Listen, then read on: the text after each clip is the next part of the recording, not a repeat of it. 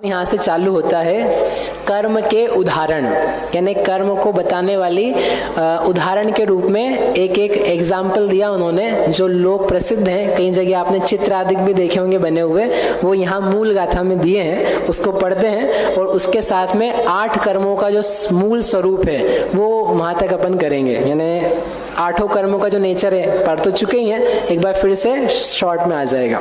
गाथा नंबर 21।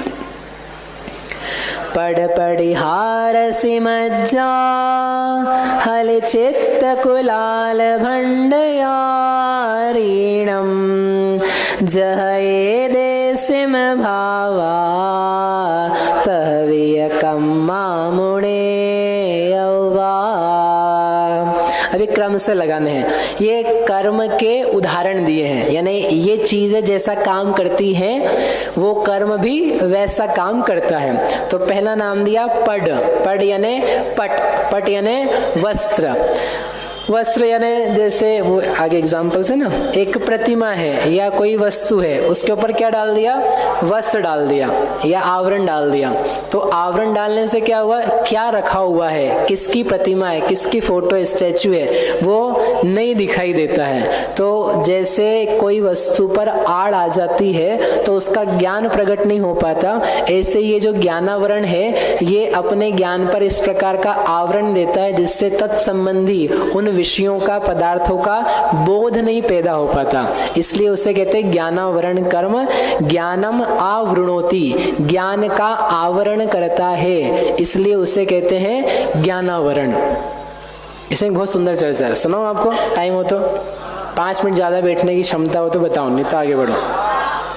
न्याय है, न्याय में उन्होंने एक प्रश्न किया, जैसे यहाँ ना, यहाँ पे शिष्य प्रश्न करता है कि ज्ञान का आवरण आप बोल रहे हो तो ज्ञान है कि नहीं है, जो आप ज्ञान पे आवरण कराना चाहते हो तो वो ज्ञान है कि नहीं है। तो यदि आप बोलोगे ज्ञान है, तो जब है ही तो उसका आवरण क्या, क्योंकि ज्ञान तो कोई मेघ पटल सूर्य को आच्छादित कर दे ऐसा नहीं होता है, ज्ञान तो प्रकट होता है। तो यदि ज्ञान है तो उसका आवरण कैसा, और आप बोलोगे नहीं ज्ञान नहीं है, तो जब ज्ञान नहीं है तो आवरण कैसा, ज्ञान हो तो आवरण नहीं हो सकता और नहीं हो तो है ही नहीं, फिर आवरण की बात ही नहीं है।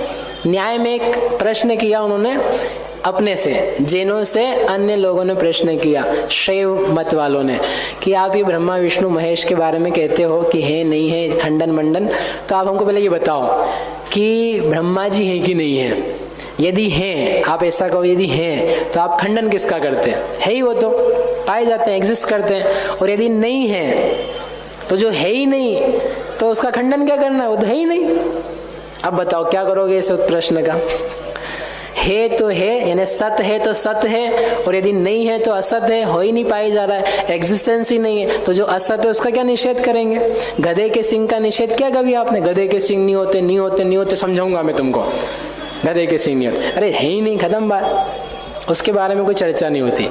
तो ऐसा प्रश्न किया जैन आचार्यों से, तो उन्होंने कहा कि सुनो, कि वे जगत में नहीं पाए जाते हैं, ऐसा तो हम मानते ही नहीं है, और जगत में पाए जाते हैं ऐसा नहीं है, लेकिन नहीं पाए जाने पर भी असत वस्तु का निषेध नहीं कर रहे हैं। तुम्हारे दिमाग में जो बैठा हुआ है कि है, तुम्हारी उस बुद्धि का, उस विपरीत ज्ञान का निषेध किया जाता है, किसी बाहरी व्यक्ति का निषेध नहीं किया जाता है। जो आपने ज्ञान में उलट पुलट मान लिया है और उल्टा पुल्टा मानते हुए ज्ञान में उसको सत्य माना जा रहा है, एग्जिस्टेंट माना जा रहा है, उस मान्यता के निषेध के लिए हम आपसे सारी बात कर रहे हैं, किसी व्यक्ति के निषेध की बात नहीं कर रहे हैं। तो ये तो न्याय का उत्तर है। अब वापस अपने इस पे आते हैं कि ज्ञान है तो आवरण कैसा, और ज्ञान नहीं है तो आवरण कैसा।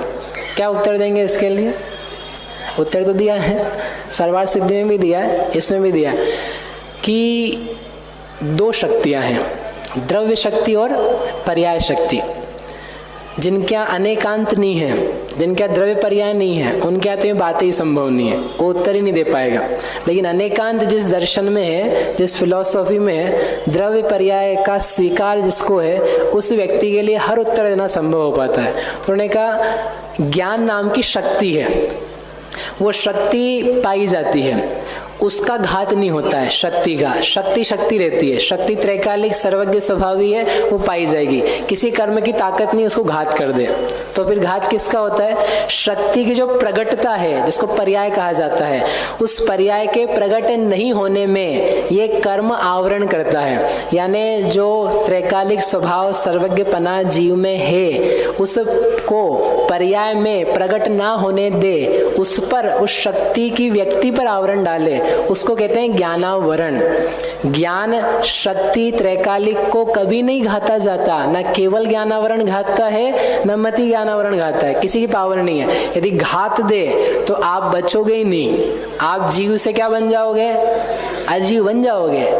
और अभी तक तो बन ही गए होते, इतना उदय आ रहा था, तो नहीं बने ना, यानी शक्ति नहीं घाती गई है। तो फिर क्या घाता गया है? उस शक्ति की व्यक्ति, उसकी पर्याय में प्रगटता, पर्याय में प्रगटता नहीं हो रही है, यही ज्ञानावरण का काम है। कौन सा कर्म का? केवल ज्ञानावरण का। केवल ज्ञान स्वभाव में होने पर भी चूंकि वर्तमान दशा में नहीं है, ये किस कर्म का फल है?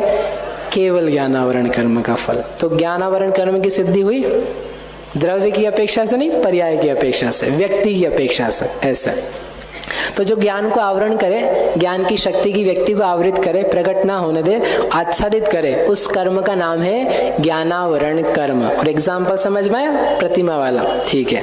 दूसरा है पडिहार। पडिहार यानी प्रतिहारी। प्रतिहारी यानी जैसे द्वारपाल है तो अपन मिलने गए, द्वारपाल नहीं समझ में आएगा, अपन किसी कलेक्टर से मिलने गए, तो वहां दरवाजे पर कौन रहता है? चपरासी रहता है। तो उसने, हमने कहा कि हमको जाने दो, मिलना है, तो नहीं आप नहीं जा सकते, आपका अपॉइंटमेंट नहीं है, तो उसने हमको जाने ही नहीं दिया। तो वो जो अंदर व्यक्ति बैठा है उसका रंच मात्र भी अवलोकन नहीं हो पाया, तो उस संबंधी दर्शन नहीं पैदा हो पाया, हमारे दर्शन का घात हो गया। तो जो प्रतिहारी जैसा काम करता है, उस पदार्थ का सामान्य प्रतिभास भी रंच मात्र ना होने दे, ऐसा जो कर्म है उसको बोलते हैं दर्शनावरण कर्म। अब आपको ये बताना है कि ऊपर पट डाला था प्रतिमा पे और नीचे प्रतिहारी दिया है, तो काम तो दोनों एक जैसे ही कर रहे हैं, दोनों में क्या हो रहा है? कुछ विशेषता नहीं आ पा रही है। तो दोनों में अंतर क्या है? क्या अंतर है? जब ज्ञानावरण की हमने प्रतिमा पे वो डाला था ना पर्दा, तो कम से कम ये तो दिख रहा था कि है, एक चीज है, और कोई बैठी हुई सी है या खड़ी हुई से है या चौकोर है या गोल है, इस टाइप का एक अवभाषण, एक जानकारी सी, दर्शन जिसे कह सकते हैं, वो हो रहा था। यानी सामान्य जानकारी हो रही थी, विशेष नहीं हो रही थी। तो वहां पर सामान्य का घात नहीं हुआ, विशेष का घात हुआ। और जब वो प्रतिहारी ने या वो चपरासी ने हमको देखने ही नहीं दिया, तो माना सामान्य जानकारी हुई ना विशेष हुई। सामान्य के बिना विशेष हो भी नहीं सकती है। तो ये जो प्रतिहारी जैसा एग्जाम्पल है, वो क्या सामान्य का ही घात कर रहा है। और जो दर्शन नाम का गुण है वो विशेष जानता भी नहीं है। दर्शन नाम के गुण से पदार्थ का सामान्य ही प्रतिभास होता है। इसलिए दर्शनावरण कर्म के लिए उदाहरण दिया प्रतिहारी का, और ज्ञानावरण के लिए दिया कपड़े का, आड़ डालने वाली वस्तु ऐसी कोई। इस प्रकार ये दो हुए।